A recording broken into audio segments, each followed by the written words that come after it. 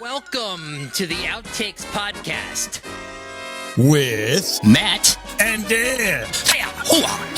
What's up, Doc? Hey, how's it going, buddy? Beep. Good. No making fun of my stutter today, okay, Dan? I wouldn't dare. We're going to celebrate stuttering. Yes, we're talking Looney Tunes, and that's all, folks. Yep, goodbye. Psych. The Looney Tunes were started in 1936 as a reaction to the Merry Melodies podcast. Podcast? That is an early podcast, man. They were ahead of the game. Do you think that Bugs Bunny would have a good podcast if he had one? Oh, hell yeah. Would that work? Yeah. I think they'd have to give him a cough button for all the crunching on carrots he would not be able to resist doing during the broadcast, you know? He'd have to mute himself. What's up, Doc? He'd be munching.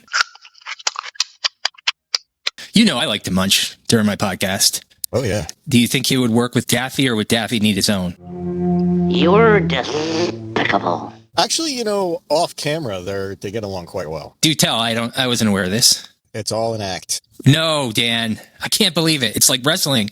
As soon as the camera goes off, Daffy's like, you know what? It is duck season. I'm sorry. I just got a pile of rabbit season posters at Kinko's. And Bugs is like, yeah, no big deal. You just try to get me shot in the fucking face. Clarify this for me. Is Daffy trying to get Bugs killed? Rabbit season. Duck season. Or does Bugs want to kill Daffy? Rabbit season. Duck season. Fire! Or are they just dodging this alt-right Elmer Fudd nincompoop? Well, what do you know? One bullet whiff. I think it's kind of all the above. Elmer Fudd's out hunting. Bugs doesn't want to get shot. Did someone knock? Doesn't mind saying it's duck season. Daffy can get shot. And vice versa. Who are we rooting for in this scenario? Interesting question. Who do you root for, Dan? Elmer Fudd. Welcome to You Beat Your Wife. Of course you do. Give me your case, please. I'm sir, and what do you do? Elmer Fudd. I'm a hunter. I'm hunting for a wabbit, a crazy fresh wabbit. You know, it says in the Bible that animals were created to serve man for food and all that shit. F*** you, PETA. Peter. He doesn't mean that. Well, Mr. Fudd, for $50, have you stopped beating your wife? He does. I see dead people. Shh. Be very, very quiet. I'm hunting wabbits. Just kidding. I was talking about the bread pocket. Peter. You root for Elmer Fudd. You are a hunter. You're a predator. You know, when it's Bugs versus Daffy, I don't really root. I just sit back and get entertained by the antics. I mean, Daffy's crazy. And Bugs is a dick. Am I a stinker? And it's just fun to watch. And Elmer Fudd's an idiot. And Elmer Fudd's an idiot. Perfect. Who else did you like growing up? Loved the Tasmanian Devil. Flipping through the channels, seeing Looney Tunes come on. If there was a Wile E, Coyote, and Roadrunner cartoon.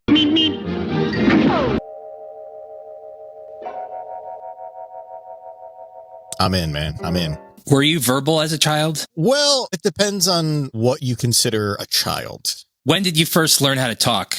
Were your parents worried about you? The actual English language was 12. 12, yeah. You were mute until then. That's why I liked Wile E, Coyote and the Tasmanian Devil so much, because none of them actually spoke. I could relate. They spoke to you in another language. I would walk around in a diaper, and I would just go, wow, you know, I would spin around. And then meet. Were you doing the meet? Meep.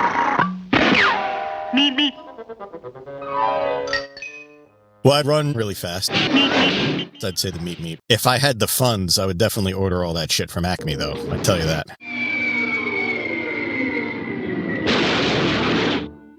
Now let me ask you this question. Were you a Looney Tunes guy, or were you more of a Disney guy?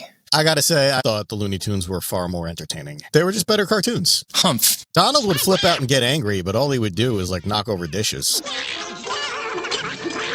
Daffy Duck would make sure Elmer Fudd shot himself in the face. Daffy would die at least 3 times, and he would get shot like 8.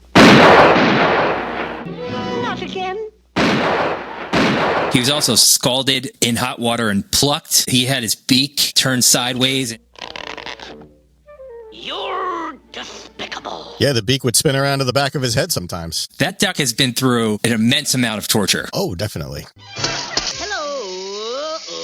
I was thinking, when we did our episode about the Muppets, we delved into the Muppet Babies. What are your thoughts on Tiny Toons? Of course I remember Tiny Toons. Monday, Tuesday, Wednesday, Thursday, Friday at 3, right? Yeah, there were kids modeled after the old Looney Tunes. So there was Buster and Babs Bunny. There was Plucky Duck, who was like Daffy. And they would go to a school called Acme University. The OG Looney Tunes were their teachers, teaching them how to be cartoons. So ruining them. They were in a class, I forget which Looney Tune was teaching them. Maybe it was Wile E. Coyote, I don't know. Listen, you can walk off a cliff and keep walking in the air as long as you don't look down. Once you look down, you're going to fall. Oh, so they're giving us the physics and rules of the cartoon universe. Yes. That's smart. Do you have any other cartoon rules? Because I love those cartoon rules that they have. I always thought they were so funny. I really loved every time Bugs Bunny would either stick his fingers or a carrot into the end of Elmer Fudd's gun, and it would just make the gun explode into Elmer Fudd's face. His fingers would be fine. The carrot would even be fine, but the gun couldn't fucking take it. The cartoons would get mutilated, but it was always pleasing to the eye. Can you give me a few other rules and examples of the cartoon logic that Looney Tunes used? It's always a good idea to set a honeypot trap by dressing in drag. The honeypot trap, that was tried and true by old Bugs. Oh, yeah. He would dress up in a dress, lipstick with big puffy lips, and a stuffed bra and a wig. And then anybody who was his adversary for the episode, their eyes would bug out of their head. Auga! The honey trap is cool. I also liked their usage of signs. That was basically how Wile E. Coyote communicated. Yeah. He came to mind immediately when you mentioned signs. That was his form of expression, old Wile E. Coyote. Now, I definitely rooted for Wile E. Coyote, and that roadrunner was so arrogant. Would you agree? I definitely agree. How hungry was this fucking coyote? Poor guy. I know. He never got fed. It was a thirst trap, like R. Kelly stuck in the closet. And Roadrunner with that tail feather, super speedy. I always wondered this. Who is faster, Speedy Gonzales or the Roadrunner? That's a really good question. Without thinking about it too much, say the Roadrunner. Okay. He's so much bigger. Legs are so much longer. Yeah, you're probably right. Was the Roadrunner a woman or a man? I don't know the answer to that myself. Let me look. The Roadrunner was officially male. The Roadrunner, Dan, was the ultimate cock tease. Would you agree? Yeah, the ultimate. What was the closest that Wiley ever got to the Roadrunner? What would he have done if he had gotten him? I don't think you would eat him. It was kind of a codependent relationship. He would have no purpose to his life anymore. He'd probably just voluntarily fall off a cliff after that. Yeah. Wile E. Coyote. I just loved his I can do attitude, even though he constantly failed. Right. I really relate to that, especially every time I shoot a basketball. He's back at it every week. You're in a hot car, I'm in a hot closet, and we're podcasting our hearts out. And if we fall flat, we'll get back up and we'll keep going. Yeah. If we get hit in the face, it doesn't matter. We're going to keep trying. That's the American way. That's the Wile E. Coyote way. Who's your favorite? I think Daffy was my favorite in the sense that when Daffy had a win, I think maybe he had one win in his whole career. It was like the Knicks winning the championship when he would kind of come out on top and he would reach enlightenment. I kind of live with Daffy. You live with Daffy. My youngest daughter, right, laughs exactly like Daffy Duck. Really? If something strikes her as funny, out of nowhere, somewhere in the house, you'll just hear... That's a good laugh, too. Daffy could get really funny. When he's put on the right path, he needs structure in his life. He needed good role models. He needed to be pointed in the right direction for his better angels. And when he did that, he would be great. That's my favorite. Did you like Space Jam? I believe I can fly. Everybody likes Space Jam. I mean, let's be honest. It was a great, fun film. It was no Roger Rabbit, but it was still fun to watch. Another lesson in cartoon law. You remember they yelled cut when he got hit over the head? I think he had birds around his head, and they're like, Roger, you're supposed to be seeing stars. He conjured up the wrong thing floating around his head. Because I watched Roger Rabbit at a pretty young age, Christopher Lloyd's character being a bad guy and killing cartoons. Do you remember when the foot got put in the lava? Oh, yeah. That is disturbing because it's a little cartoon foot and it just lost its way. It was like a little mouse. And then he picks it up, coddling it a little bit, and then he dips it very slowly into the boiling pot of, what was it, ooze? It was that green stuff. I'm trying to remember what they called it. I wish we had a producer. Our producer's out for the day. He's dead. He got oozed. So Christopher Lloyd got out the dip. The dip. It was his proprietary blend. Oh, yeah. It melted away. That was messed up. That was very messed up. Yeah, there's a finality to it. I would love to have seen Eddie Murphy in the Bob Hoskins role as he was offered. Really? Yeah, he turned it down. He read the script and he was like, cartoons were real people? That sounds like bullshit. And he said ever since, now he watches the movie and he's like, I fucked up. Oh my gosh. Bob Hoskins, I don't think he was built for the role, but he did a good job. Yeah, I can't forget about first time that I ever saw Jessica Rabbit. I remember that too. Feelings were felt. Amazing to watch back because she's still wearing a beautiful red glittering cocktail dress and she was definitely made by very horny males.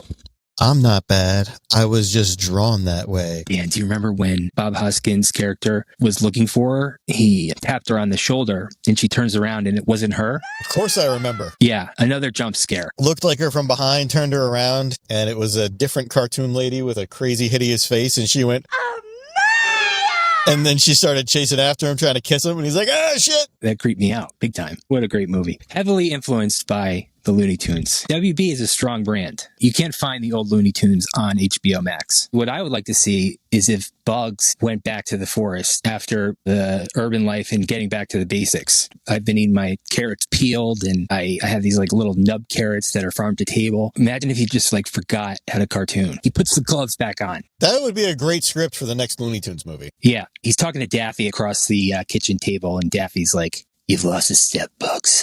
They have like a montage of him slow stepping into the forest. Crunch, crunch. You see Elmer Fudd's flannels, and Elmer Fudd puts on his old hat, and then he's like, yeah.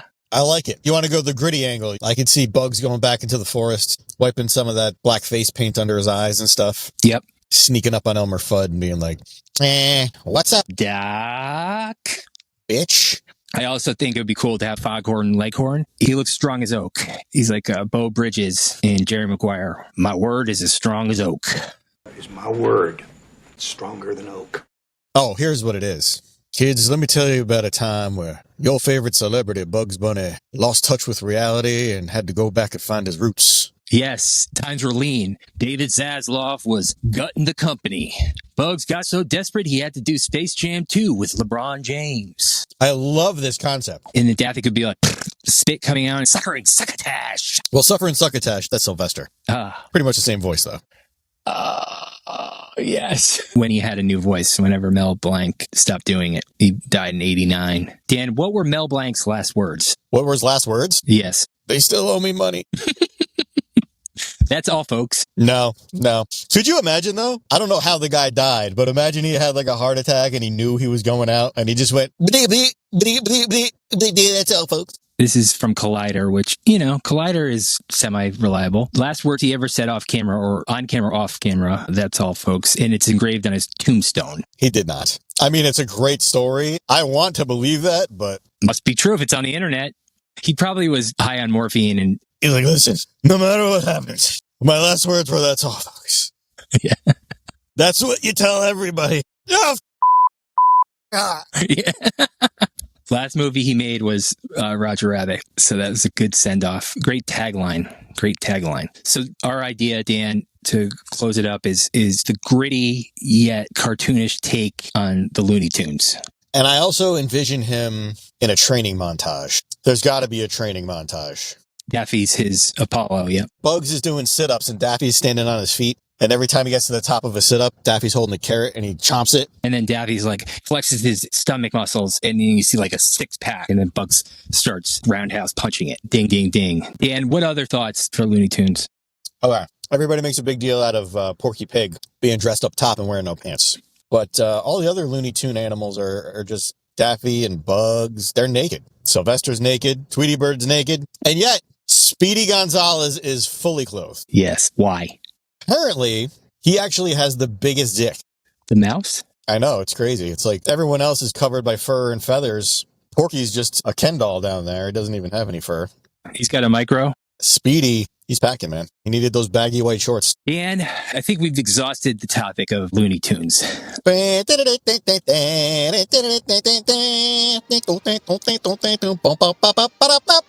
bitty, bitty, bitty. That's all, folks.